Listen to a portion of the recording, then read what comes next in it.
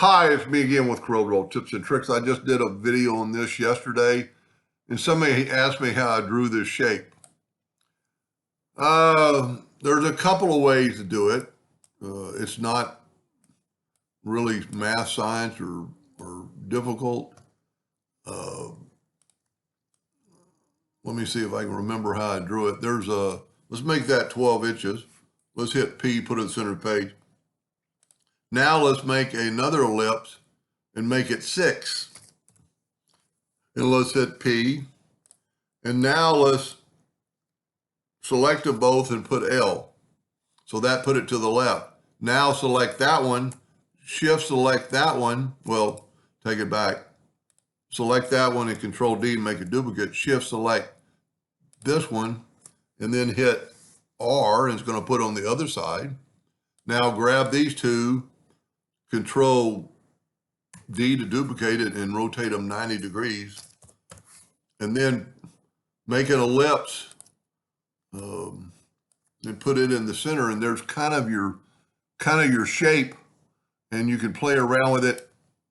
You don't have to do it this way, but if you do that, and get rid of that,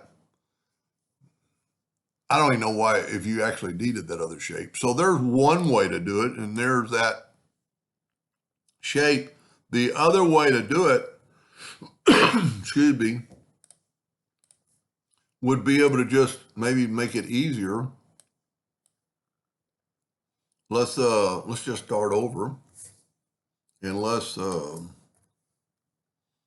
take it. Well, we got the ellipse already, so we're going to make a smaller ellipse on the inside and hit P, and then just start on take the 3-point curve line, and maybe start on that side and go to this side, holding down the control button, and just kind of get it somewhere where it's kind of matching on that line.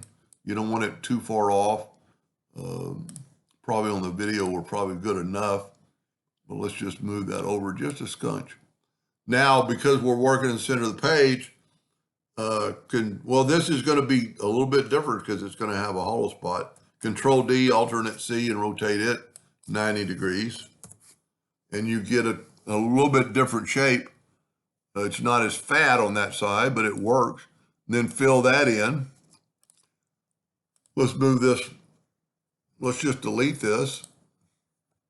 And we're going to move this out of the way so we can delete our lines.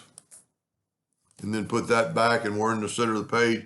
Control D to duplicate, alternate C to rotate it from the center of the page 90 degrees.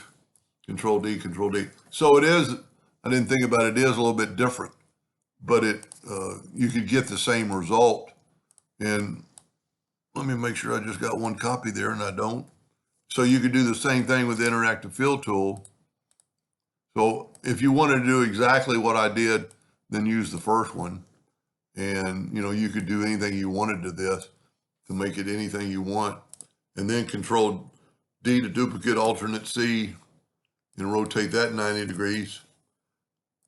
And this would be pretty cool because it looks like it's going somewhere, and then maybe you could take the Smart Fill tool and fill that with either blue or fill it in with black. Just some suggestions. Yeah, that doesn't look too bad. But if you're going to print this on I'm not going to say, I wish I knew somebody that printed more. It's what it's going to look like on a dark shirt or the back of page. That's pretty cool.